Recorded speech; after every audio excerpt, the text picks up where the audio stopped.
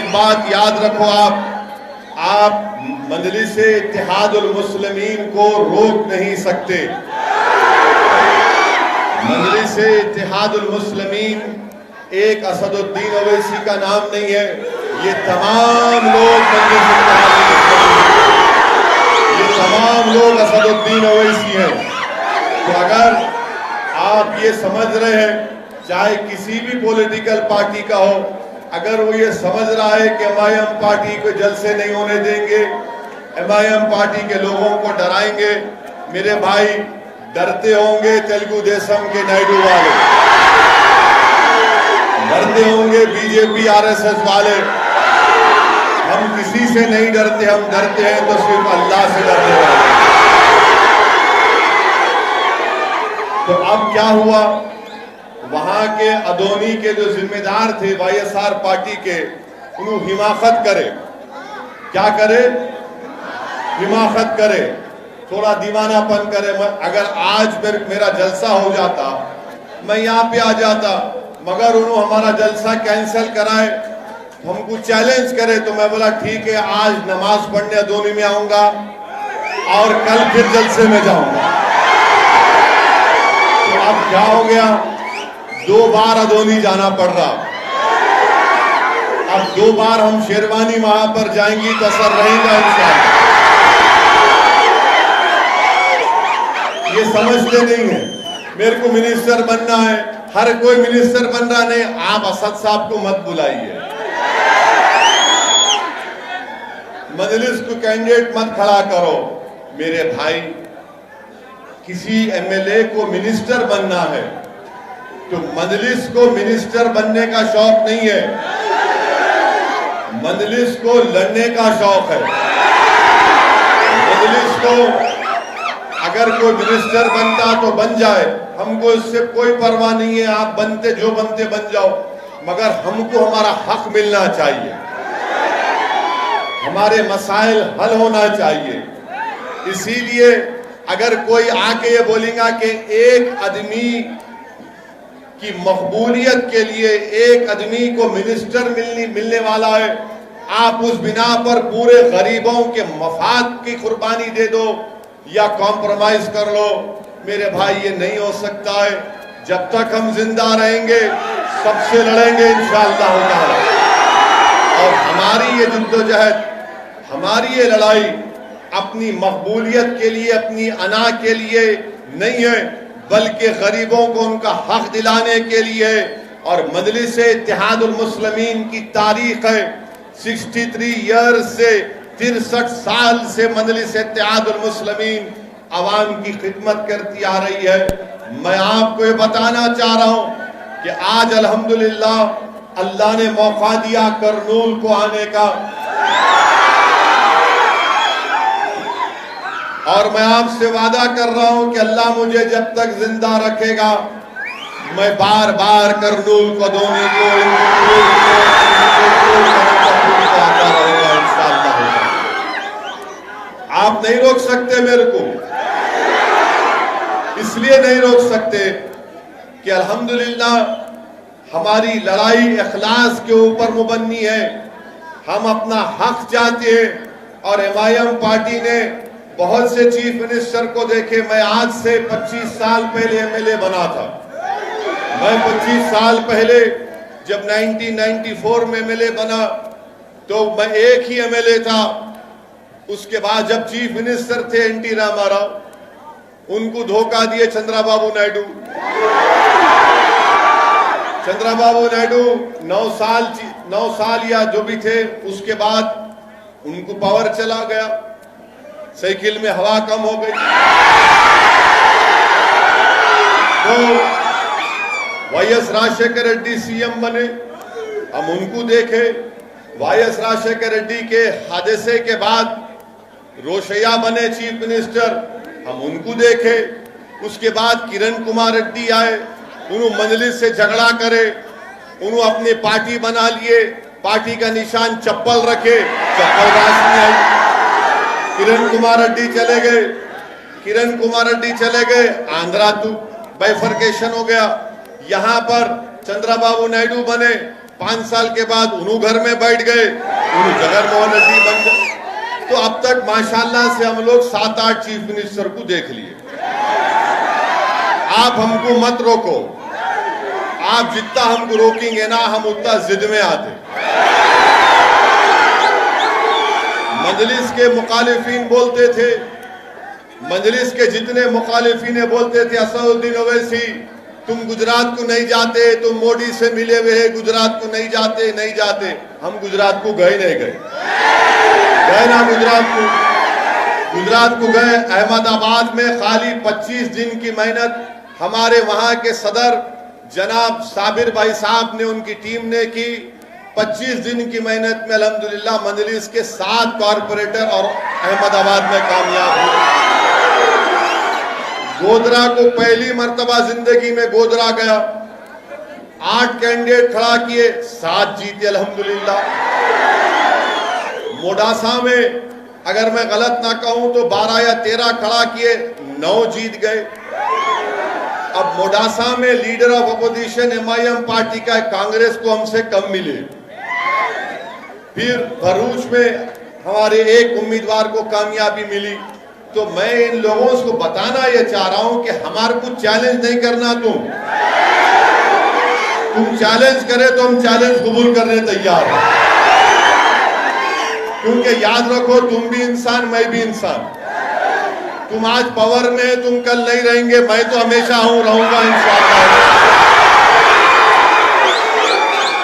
तो इन लोगों को क्या होता है कि हम पावर में हैं, हम रूलिंग पार्टी है।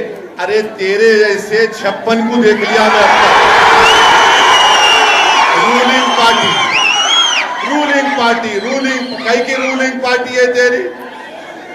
रूलिंग तो अल्लाह की है, लहू माफिस समावाते व माफिल अर्ज़, ज़मीन व आसमान का मालिक अल्लाह है।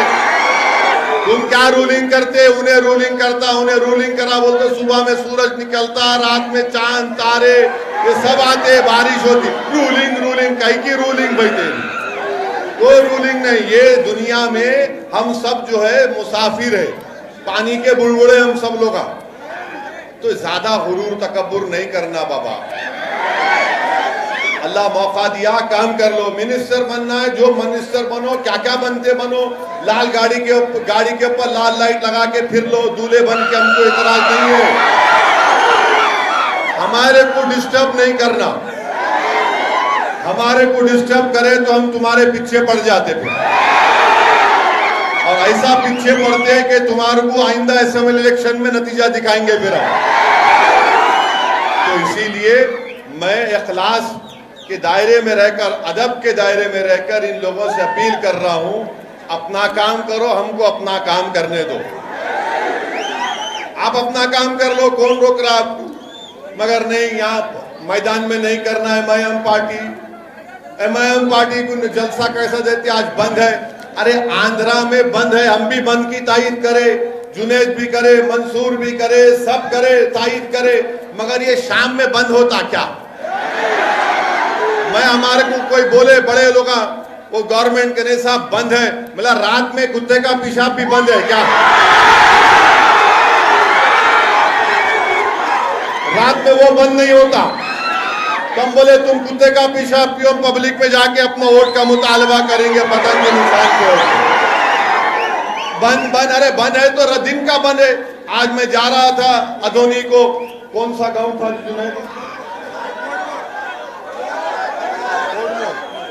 कोटपुर में, गाड़ी रोके आज थे ना, है ना? तो हमारे को देख के आके बोले साहब 1-2 मिनट आप भी हमारे प्रोटेस्ट पर शामिल हो जाओ। हम बोले ठीक है। बराबर गया मैं, वहाँ पे कम्युनिस्ट लीडर थे गफूर साहब नाम याद है। गफूर साहब बोले आओ जी तुम आओ, जरा के दौलत बोलो, जरा कौम का नाम अच्छा होता। बोला अच्छी बात है, आ तो अब्दुल गफूर साहब जाके बोले। तो ये हमारा काम यही है। तो मेरी आपसे गुजारिश ये है कि ये लोगों के बातों में मत आइए। MIM पार्टी के जो करनूल में 7 कैंडिडेट है, जुमला कितने वार्ड आए आप? 33, 30 पे 3 है। हाँ, 30 पे 3 वार्ड में हम खाली 7 लड़े तो इनके पेट में दर्द हो रहा। 30 पे 3 है, 33 वार्ड है। एमएलए के 33 मालूम है, 52 है मालूम। अब वो उसमें से खाली 7 लड़े तो इनको सांस चढ़ रही। अभी क्या करते कि क्या बोलते कि क्या करते, अरे क्या करते, इलेक्शन लड़ने आ रहे, तुम भी वोट मांग रहे, मैं भी वोट मांग रहा हूं। तुम तुम्हारी पार्टी के नाम पे मांग रहे, मैं अपनी पार्टी के नाम पे मांग रहा हूं। मैं इनसे जा कह रहा हूं मैं तुम्हारा भाई हूं, तुम बोल सकते, तुम भाई है बोल के नहीं बोल सकते। करनूल का जहां जहां एक एक घर आपका घर है, वो मेरा घर भी है। करनूल हो, अदोनी हो, नंदियाल हो, नंदीपुर हो, आनंदपुर हो, हिंदूपुर हो, जहां जहां हमारे कैंडिडेट लड़ रहे वो घर आपका भी है, मेरा भी है। मैं आपका बेटा हूं, आपका भाई हूं। मेरा हक बनता आपसे वोट का मुतालबा करना, और मैं लड़के आपसे वोट लूंगा, क्योंकि आप मेरे को नहीं दिए तो क्या गैरों को देंगे? तो आपको एमआईएम पार्टी को वोट देने का है। 10 तारीख को जहां पे पतंग का निशान दिखा,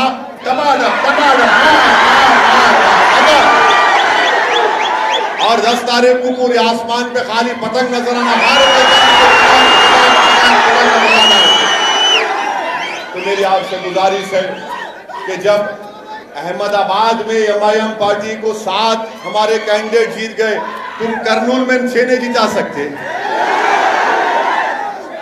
जब गोधरा में हमारे 7 कॉर्पोरेटर कामयाब हो गए, तो क्या आप नंदियाल अदोनी में हमको नहीं जिता सकते इंशाअल्लाह? तो इसीलिए मेरी आपसे गुजारिश है कि ये नंदीकोटपुर के हमारे वार्ड नंबर 7 से मौला अली, वार्ड नंबर 8 से एस फारूक, वार्ड नंबर 20 से हिदायत, वार्ड नंबर 24 से अब्दुल मन्नान साहब एमआईएम पार्टी के कैंडिडेट हैं। तीसरी अहम बात मैं आपको बताना जरूरी समझता हूं कि हमारे जुनैद साहब मजलिस के कायद हैं। यहां पर गोनीगंडला मंडल में एक 24 साल की हाजिरा बी का मर्डर हो गया। अगस्त 7 को उसका मर्डर हुआ। ये आज जो आके एमआईएम पार्टी नहीं लड़ना बोल रहे, उन्होंने गए क्या हाजिरा बी के घर को? आप पूछो जाके। गोनीगंडला मंडल में 24 साल की 20 पे 4 साल की बच्ची हाजिरा बी, जिसका मर्डर हो गया अगस्त 7, 2020 को। ये कोई जाके नहीं मिले उससे। जुनैद गए, जाके उनकी वालदा से मिले। अभी लाके मेरे को उनकी वालदा से मिला है, उनकी अम्मा से, बच्ची से। वो अम्मा रो रही थी कि मेरे बच्ची से इंसाफ करो, अभी तक किसको अरेस्ट नहीं करे। मैंने कहा कि अम्मा इंशाअल्लाह सुबह में मैं एसपी और कलेक्टर साहब से बात करके हमारी बच्ची को जो लोग मर्डर किए उनसे डिमांड करूंगा, उनको अरेस्ट करना, पुलिस उनको जेल को भिजाना, और कोर्ट के केस के जरिए उन तमाम को सख्त से सख्त सजा 302 में जो आईपीसी मिलती है मिलना चाहिए। ये काम एमआईएम पार्टी कर रही है। अब जो लोग हमको बोल रहे हैं कि काम नहीं, ये आप इलेक्शन नहीं लड़ना, यहाँ कहीं को आए साहब आप, यहाँ अच्छा माहौल है। अरे अच्छा माहौल को अच्छा करने आए, खराब करने कौन आई थी? जब CAA का मीटिंग हुई, CAA के खिलाफ, NPR NRC के खिलाफ, तो बड़े मैदान में हुई थी, हजारों की तादाद में आपने शिरकत की थी, हम आए थे। जब आके बाजू बैठना जरूरी था इनको, मेरे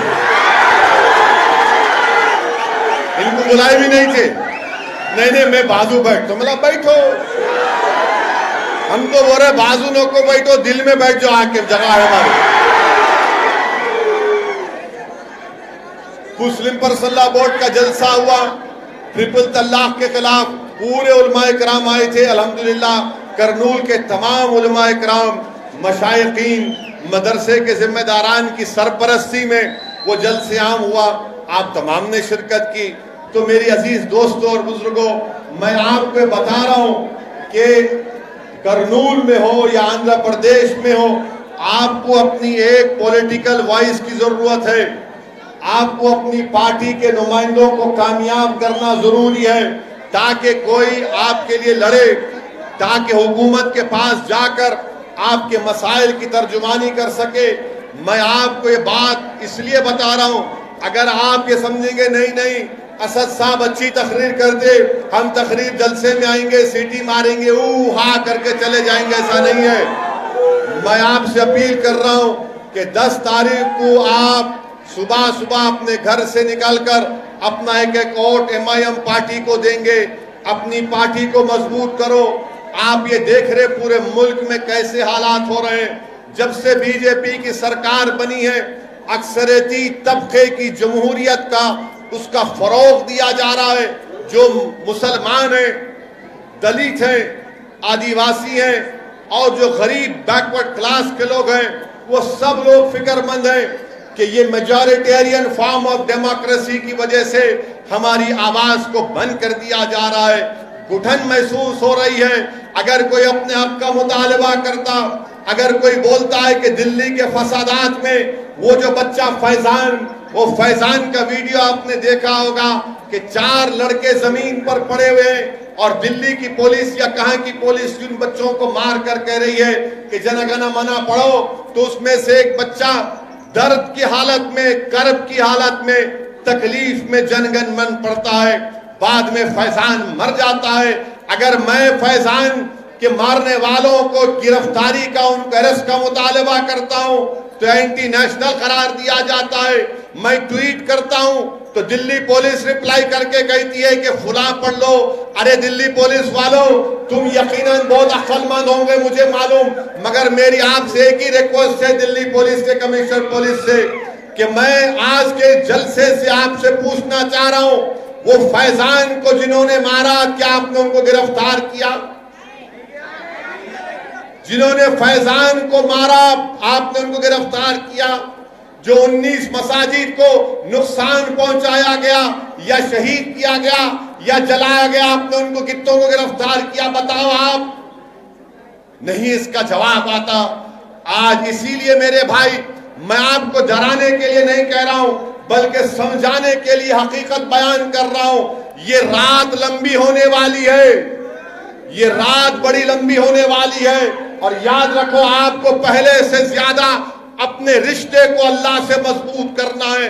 आपको पहले से ज्यादा अपने आप पर, उसकी अल्लाह की जात पर तवक्कल करना है।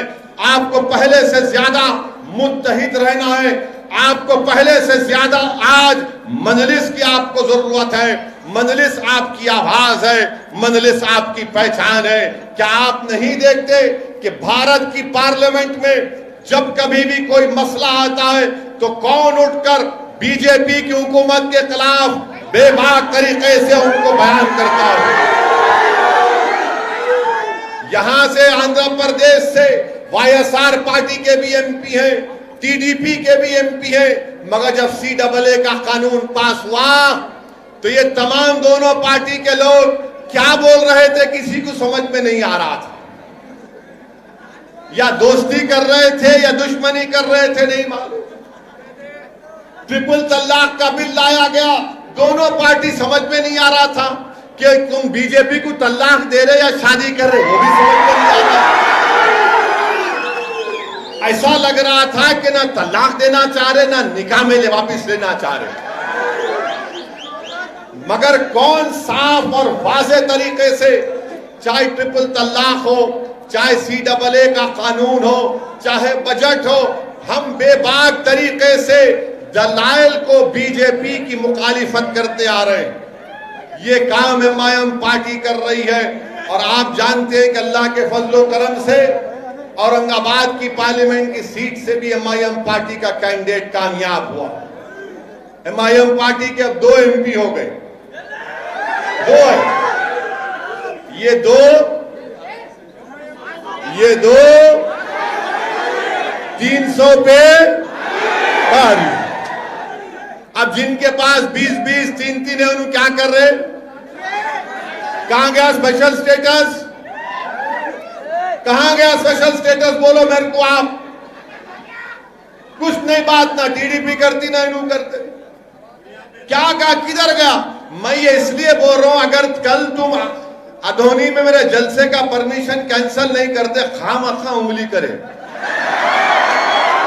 नहीं छेड़खानी करना हमसे पाशा, छेड़खानी करे तो हम काजकोरे की फल लिए तुम्हारे को गुजरी होती, याद रखो। अब मेरे को फोन करके कोई बोलते, अरे असद साहब हिंदूपुर क्यों आते? मतलब क्यों नहीं आना? अरे कहीं को आते? मतलब हो आ तो मेरे अब्बा की जागीर है, यहाँ नहीं आना वहां नहीं। अरे फिर कहां जाना पाशा, क्या जाना?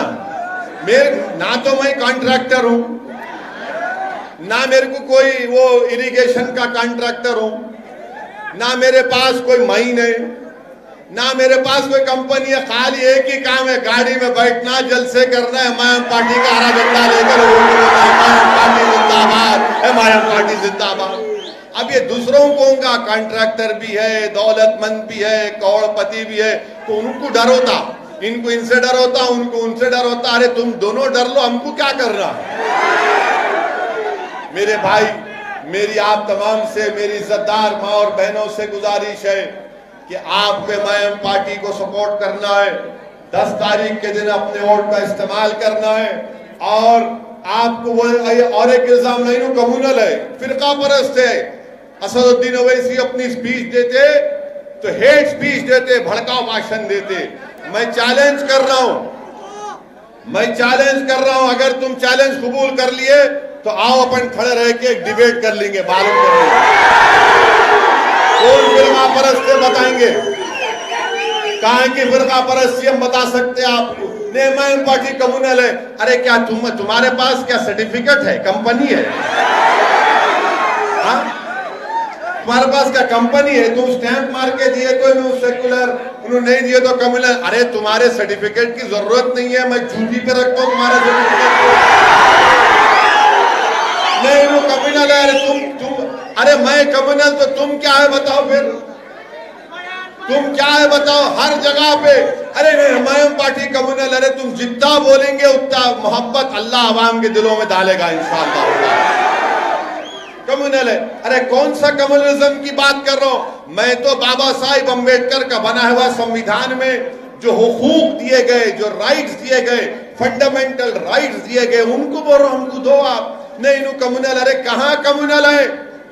हम तो कह रहे हैं कि भारत में जो दलित है, आदिवासी है, जो मुसलमान है, जो गरीब है, पसमानदा है, आप उनसे इंसाफ करो, उनके महलों में तरक्की कराओ, उनके बच्चों के लिए स्कूल का इंतजाम करो, उनके बच्चों को नौकरियां दिलाओ।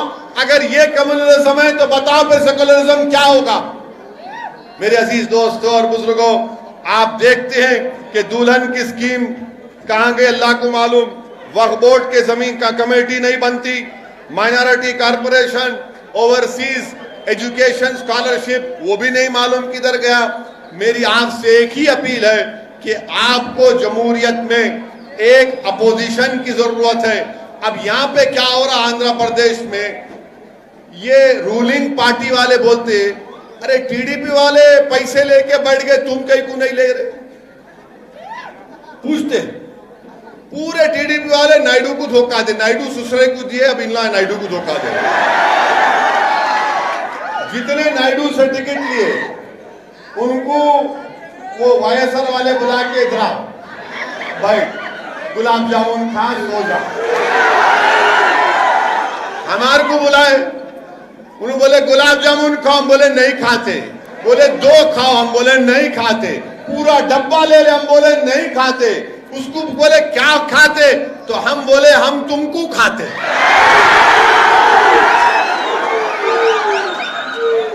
अरे टीडीपी और एमआईएम में फर्क है बाबा। हम जमीर का सौदा नहीं करते, ईमान का सौदा नहीं करते। हम जीतेंगे हारेंगे अल्लाह की मर्जी, मगर हम लड़ेंगे इंशाअल्लाह ताला। क्योंकि जब दुनिया में तारीख लिखी जाएंगी भारत की सियासत की, तो मौरिख लिखेगा कि हाँ ये लोग, इनकी खूबसूरती, इनकी ताकत, इनकी अहमियत, इनकी खुसूसियत ये थी कि लड़ने वाले लोग थे, ये किसी से डरने वाले नहीं थे। हम तारीख लिखना चाह रहे हैं, हम हिस्ट्री बनाकर रहेंगे भारत की जमहूरियत में इंशाअल्लाह ताला। हम भारत की जमहूरियत को मजबूत करना है। कैसे मजबूत करेंगे? जब दलित, आदिवासी मुसलमानों को उनका पॉलिटिकल राइट मिलेगा, उनकी इंडिपेंडेंट पॉलिटिकल लीडरशिप बनेगी। और उसके लिए आपको मदद करना है, पहले अपनी दुआओं से, फिर अपने जमात को मशवरा देते रहना। हम गलती करे, मंसूर गलती कर रहा है, ए जुनैद सही हो जा, ये आपका काम है। इसीलिए ये आपकी जमात है। 63 साल का सियासी सफर कोई आसान सफर नहीं रहा मेरे भाई। इसमें यकीनन हम तमाम को खाक और खून के दरियाओं से गुजरना पड़ा, कुर्बानियां देनी पड़ी। हमारे बुजुर्गों ने कुर्बानियां दी, हमारे बुजुर्गों ने अपना वक्त लगाया, तब जाकर आज एमआईएम पार्टी को एक मुकाम मिला है। मैं करनूल की आवाम को एक और पैगाम देना चाहता हूं कि बिहार के असेंबली इंतखाबात हुए, बिहार के असेंबली के इंतखाबात हुए। बिहार में मजलिस के 5 एमएलए, कितने एमएलए? अब इन्हों जो बोलते हम रूलिंग, तुम बिहार में तुम्हारा एमएलए नहीं है, इनके है क्या, कहां है? नहीं, खाली हम यहाँ रूलिंग है। अरे बाबा, बिहार में जाकर हम जीते। महाराष्ट्र में मजलिस के 2 एमएलए अल्हम्दुलिल्लाह। मेरे अजीज दोस्तों और बुजुर्गों, बिहार को हम गए, बिहार में इलेक्शन लड़ रहे थे तो वहां पर भी कांग्रेस, वहां पर भी बीजेपी। बैठो बैठो, कुछ नहीं, हाँ वो कुर्सी बैठी। वहां पर भी हम पर इल्जाम लगा दिया गया, मगर अल्लाह का फजल हुआ। बिहार की सरजमीन पर सीमांचल, जो भारत का सबसे पसमानदा इलाका है, वहां पर अख्तर ईमान की क़ियादत में एमआईएम पार्टी के 5 एमएलए जीत कर आए अल्हम्दुलिल्लाह। आज बिहार के असेंबली में मजलिस के 5 रुकनी असेंबली, वहां के चीफ मिनिस्टर नीतीश कुमार के सामने खड़े होकर सीमांचल की सरजमीन पर बसने वालों के लिए इंसाफ का मुतालबा करते हैं। वहां पर बिहार की विधानसभा में, असेंबली में एमआईएम पार्टी के एमएलए खड़े होकर बिहार का दूसरा कैपिटल पूर्णिया बनाने का डिमांड करते हैं। मैं वाईएसआरसीपी से पूछना चाहता हूं, करनूल में हाई कोर्ट लगाने का वादा बात करे थे, कहां गया भाई? वो बोले थे, नहीं बोले थे? अब कहां गया? अब हम जलसा नहीं करना, मीटिंग नहीं करना। इसीलिए हम आपसे अपील कर रहे हैं कि आपको एक आवाज की जरूरत है जो आपके मसाइल के लिए लड़ सके। और करनूल की म्युनिसिपैलिटी में 33 में खाली हमारे 7 लड़ रहे, 7 के 7 जिता दो आप। माँ बाप की जवाब पे किसको वोट डालते, डालो बीजेपी को छोड़ के आप। मेरे अजीज दोस्तों और बुजुर्गों, और एक अहम बात की तरफ आपकी तवज्जो में मबजूल कराना चाहता हूं। कोरोना शुरू हुआ आज से 1 साल पहले, पूरे मुल्क में लॉकडाउन लगा दिया गया। नरेंद्र मोदी ने, प्राइम मिनिस्टर ने लॉकडाउन के लिए टीवी पे आके कहा, भाइयों बहनों मित्रों 4 घंटे का टाइम दिए लॉकडाउन। अब लॉकडाउन ऐसा लगाया कि पूरी गरीब का कारोबार बर्बाद, बच्चों की नौकरियां चले गई, इस जितने कारोबार थे पूरे बंद हो गए। और जब लॉकडाउन उठाने की बात आई तो नरेंद्र मोदी प्राइम मिनिस्टर ने, भारत के वजीर आजम ने 6 दिन का टाइम दिया कि 6 दिन के बाद लॉकडाउन खत्म होगा। मगर जब लॉकडाउन शुरू हुआ, लोगों की परेशानी बढ़ती गई, गरीब के पास खाने को खाना नहीं था, तो बीजेपी ने क्या किया? बीजेपी ने पूरे लॉकडाउन और आपके ये कोविड का, कोरोना की जिम्मेदारी मुसलमानों पे डाल दी और ये कहा कि तबलीगी जमात जिम्मेदार है। तबलीगी जमात को जिम्मेदार बना दिया गया। तबलीगी जमात के दिल्ली के मरकज पर छापा मारा गया, उसको बंद किया गया। मैं बीजेपी गवर्नमेंट से, दिल्ली गवर्नमेंट से डिमांड करता हूं कि तबलीगी जमात के मरकज को फौरन खोला जाए दिल्ली के। आप बंद नहीं रख सकते, आपका बंद करना गलत है। इसलिए गलत है कि मालूम हो गया कि जितने कोर्ट में केसेस थे तबलीगी जमात के जिम्मेदारों के खिलाफ, एक के बाद एक कोर्ट में केस खत्म होते जा रहे हैं। हार रही है सरकार वहां पर। और ये बीजेपी की तरफ से सिर्फ मुसलमानों के ताल्लुक से नफरत पैदा करने के लिए इस्लाम के ताल्लुक से नफरत पैदा करने के लिए आपने तबलीगी जमात को जिम्मेदार करार दिया। मेरे अजीज दोस्तों और बुजुर्गों, भारत की तारीख में पहली मर्तबा ऐसा हुआ है कि एक बीमारी को किसी मजहब से जोड़ दिया गया और संघ परिवार के लोगों ने कोरोना को भी कलमा पढ़ाकर उसको मुसलमान बना दिया। कभी ऐसा सुना आपने कि बीमारी का कोई मजहब होता? बीमारी का किस कोई बीमार हो सकते, कोई भी बीमार हो सकता, मगर नफरत पैदा करना था। मगर अल्लाह की जात बड़ी है, अल्लाह ने दिखा दिया कि झूठे ये है और झूठ का अल्लाह ने बता दिया, झूठे को उसके मंजिल पर पहुंचा दिया। तबलीगी जमात को बर्बाद करने के लिए ये लोग आए। अरे मेरे भाई, आंध्रा के लोग, आंध्रा की एक जमात लखनऊ में फंस गई थी। आप पूछो उन लोगों को, मैं बात किया, लखनऊ में एक जमात फंस गई थी, उसमें एक हमारी गुंटूर की बहन का हमल साकित हो गया।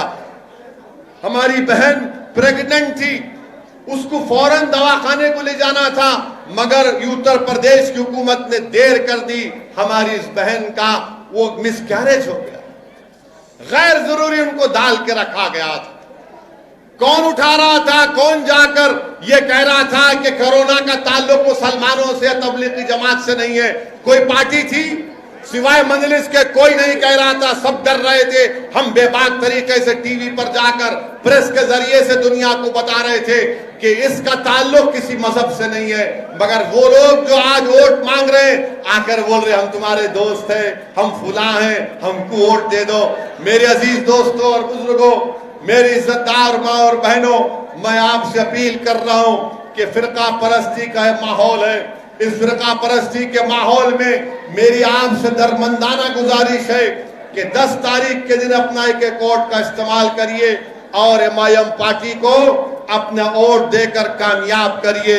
मैं फिर से आपको बताना चाहूंगा कि जब लॉकडाउन चल रहा था तो गुंटूर के एक मुफ्ती साहब थे, मरहूम, उनका नाम गुंटूर के मुफ्ती साहब थे, उनकी सदारत में जलसा हुआ था CAA का, जमीयत उलमा के वो सदर भी थे। उनका इंतकाल हो गया और वहां के जिम्मेदार जो थे उन्होंने फोन करके बोला कि असद साहब, वो गुंटूर का कलेक्टर ये कह रहा है कि मुफ्ती साहब की लाश को दफनाएंगे नहीं, जला दिया जाएगा। मैं फौरन कलेक्टर से बात कर रहा, मेरा मिस्टर क्या कर रहे हैं आप?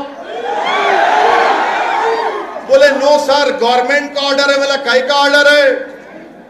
मिला हम जिंदा भी रहेंगे तो अपने पसंद के मजहब पर चलेंगे, मरेंगे भी तो अपने पसंद के मजहब के उसूल के मुताबिक जाएंगे।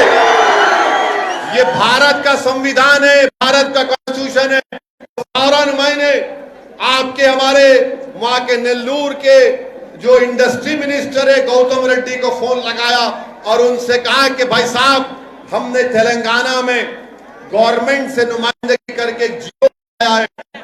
कोई कोविड से मरने वाला मुसलमान हो, हिंदू भाई हो या ईसाई हो या सिख हो, उसका एक हमने प्रोसीजर बनाया और ये प्रोसीजर की गई कि उनकी डेड बॉडी का गुसल दबाने में हैदराबाद के बड़े मुफ्तियों के साथ, जिसमें सैफुल्लाह रहमानी साहब, दूसरे जो जिम्मेदार हैं जमीयत उलमा के, उन्होंने कहा कि हम ये कर सकते और हमने प्रोसीजर बनाया कि गवर्नमेंट खुद ले जाकर खानदान 5-6 लोग रहेंगे, की कब्रिस्तान में होगी और तदफीन होगी। वो जियो की कॉपी में आपके YSR CP के लीडर मौजूदा चीफ मिनिस्टर के पास भिजाया, तो मेरे भिजाने के बाद आंध्र प्रदेश में उस तरह का जियो जारी हुआ। आज आप पूछते एमआईएम पार्टी क्या कर रही? अल्लाह सलामत रखे मुफ्ती साहब को, अल्लाह उनकी मग़फ़िरत करे कि मुफ्ती साहब जिंदा भी थे तो उनके इल्म से लोगों को फायदा पहुंचा, उनके दुनिया से चले जाने के बाद भी लोगों को उनसे फायदा पहुंचा कि उनकी मौत सबब बनी कि कोविड में सही तरीके से लोगों को उनके मजहब के मुताबिक अपने आखिरी रसूमात करने का मौका मिला। मेरे अजीज दोस्तों और बुजुर्गों, मेरी आपसे गुजारिश है कि 10 तारीख के दिन आप अपना एक और एमआईएम पार्टी को देकर कामयाब करिए। और मैं आपको बता रहा हूं एक बात, अपनी कहकर अपनी बात को खत्म कर लूंगा। हम ये आपको बात बता रहे हैं, जो रूलिंग पार्टी है, हम रूलिंग पार्टी को बता रहे। मैं 1.5 साल से रूलिंग पार्टी को बोल रहा हूं, ये संघ परिवार के आपके पीछे पड़े हैं, मगर समझते नहीं। हम लोग ठीक है, मगर एक बात याद रखो, जब आंध्रा में ये असेंबली का इलेक्शन होगा